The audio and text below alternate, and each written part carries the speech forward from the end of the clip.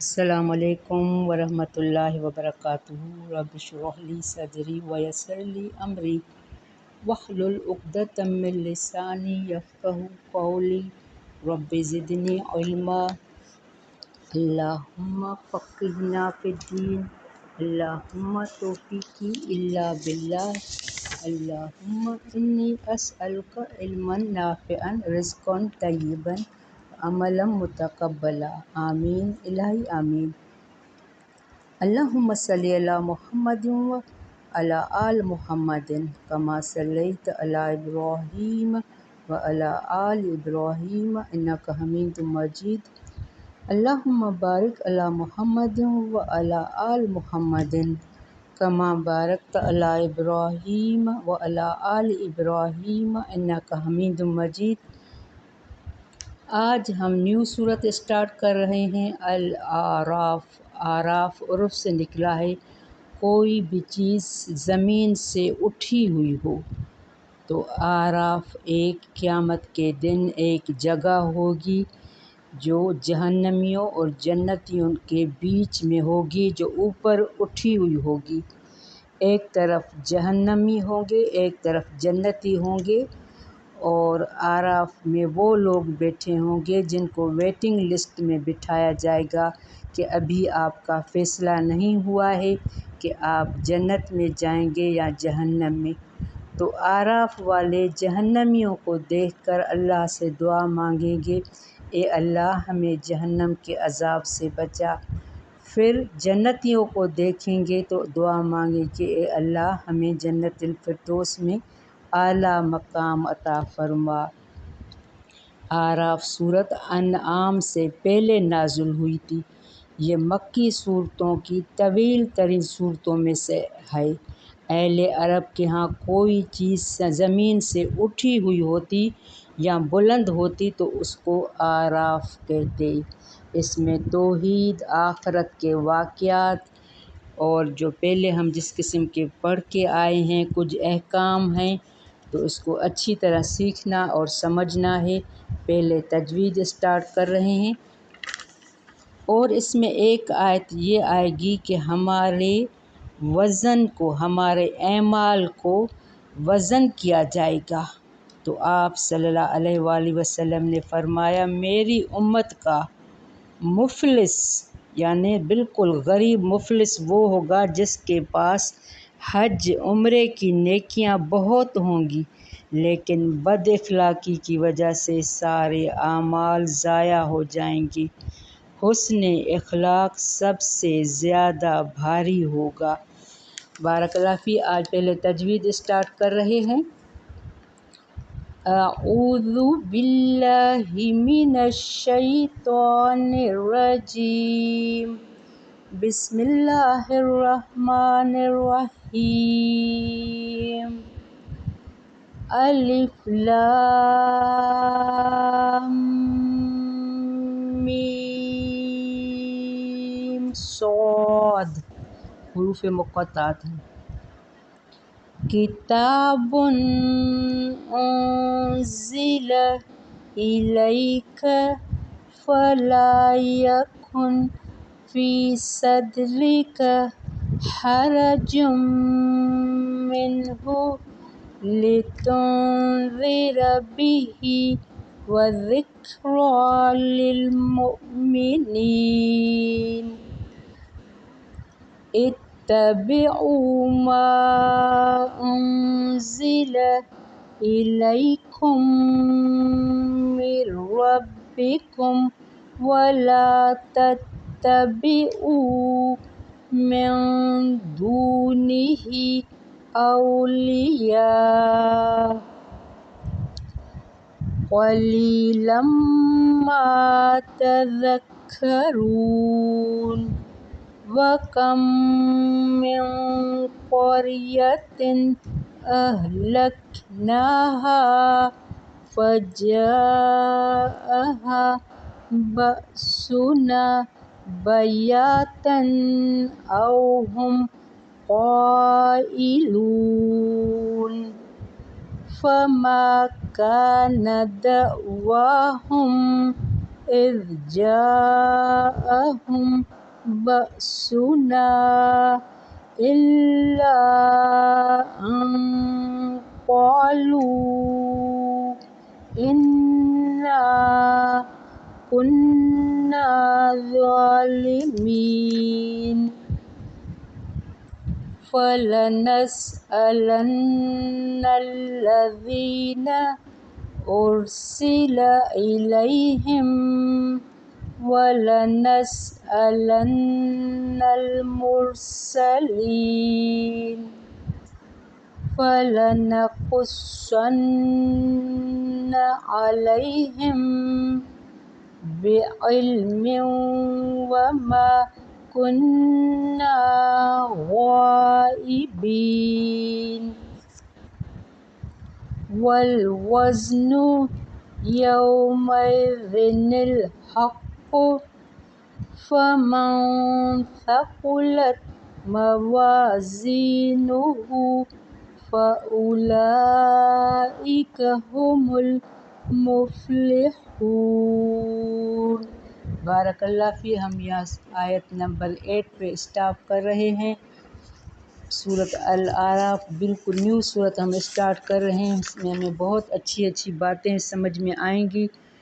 الف لام میم صاد حروف مقطعات سے بہت ساری صورتیں شروع ہوتی ہیں، تو ان میں یہ بھی ایک صورت ہے کتاب انزل الیک، یہ کتاب نازل کی گئی طرف آپ کے، کس کی طرف؟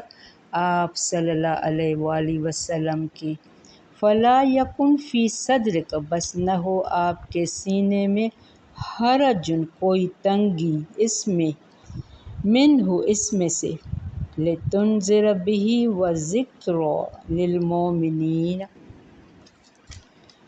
یہ ایک کتاب ہے قرآن مجید اللہ کی طرف سے اتارا گیا ہے، اس سے آپ کے سینے میں کوئی تنگی، شک نہ ہو، تنگی گھٹن نہیں ہونی چاہیے، تاکہ آپ ان کو نہ ڈرائیں، کیونکہ اگر آپ ان کی باتوں میں آ گئے، وہ آپ ان کو قرآن کی حق اور سچی باتیں بتانے سے ڈریں گے، تو آپ ان کو کھل کر کام، یا جو آپ نے اللہ کو جو ذمہ داری سونپی ہے وہ آپ نہیں کر سکیں گے۔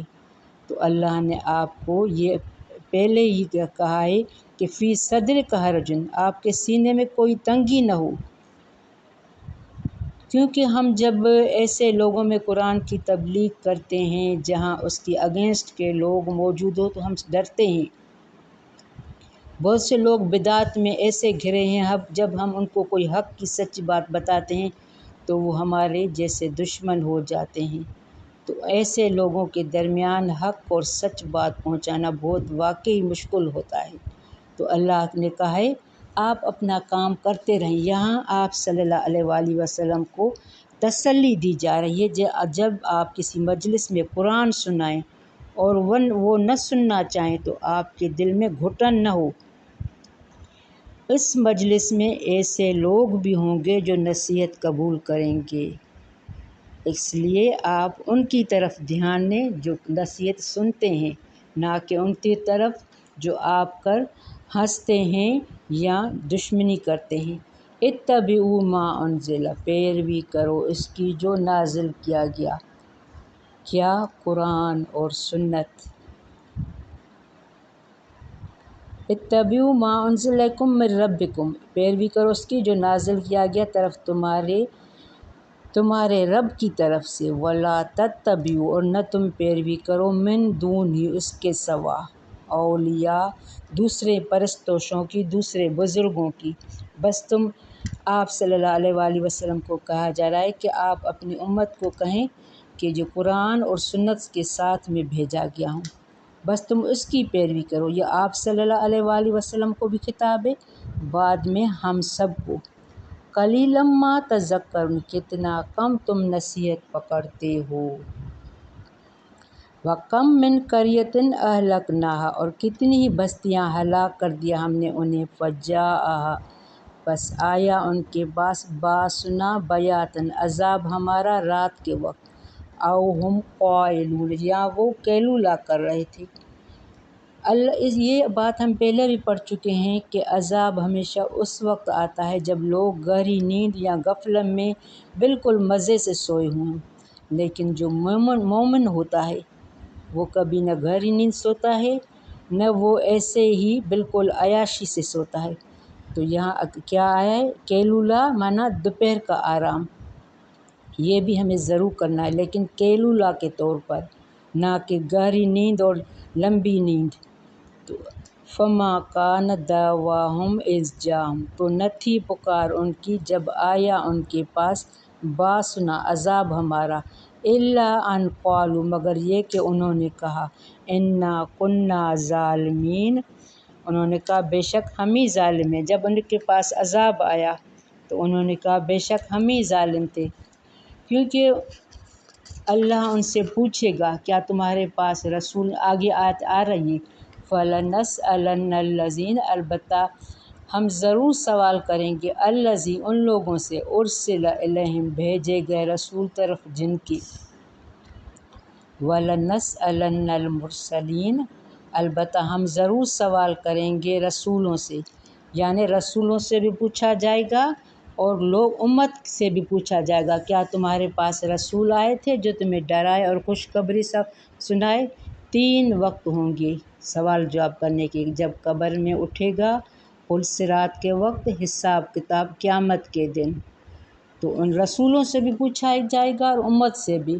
فَلَنَقُصَّنَّ، البتہ ہم ضرور بیان کریں گے، علیہم، ان پر، بعلم وما کنا غائبین، ان پر ساتھ علم کے اور نہیں تھے ہم غائب۔ قیامت ضرور بیان علم کے ساتھ، دنیا میں جو بھی کیا تھا وہ سب بتائیں گے کہ واقعی ہم نے یہ کیا تھا، ان کو دکھایا جائے گا۔ والوزن یومئذ الحق، اور وزن اس دن حق ہوگا۔ فمن ثقلت، تو جو کوئی بھاری ہوئے، موازین ہو، میزان ترازو اس کی، فاولئک هم المفلحون، اور وہ فلاح پانے والے ہوں گے۔ یعنی عملوں کو یہ نہیں دیکھا جائے گا کہ کس کے کتنے عمل ہیں، کوانٹیٹی نہیں، کوالٹی دیکھی جائے گی، کس نے کس خلوص کے ساتھ قرآن پڑھا، تبلیغ کی، نماز پڑھی، قرآن کو کس طرح پڑھا، تو یہ وزن ہوگا، کس کے کتنے، یہ وزن کوالٹی کی بنا پر ہوگا۔ تو ہمیں اپنے اعمال میں خلوص ہونا چاہیے، نہ کہ ریاکاری۔ بہت سے لوگ ہوتے ہیں بس تسبیحات، قرآن کے ختمے پڑھتے جاتے ہیں، پتہ نہیں ہوتا ہم کیا پڑھ رہے ہیں۔ تو قرآن کو سمجھ کے پڑھنا ہے، خوبصورت نماز بھی ایسے پڑھنی ہے جیسے اللہ مجھے دیکھ رہا ہے، تو ہمارے اعمال کا وزن ہوگا خلوص کے حساب سے، اخلاص کے حساب سے۔ بارک اللہ فی، ربنا تقبل منا انک انت السمیع العلیم وتب علینا انک انت التواب الرحیم۔ السلام علیکم ورحمۃ اللہ وبرکاتہ۔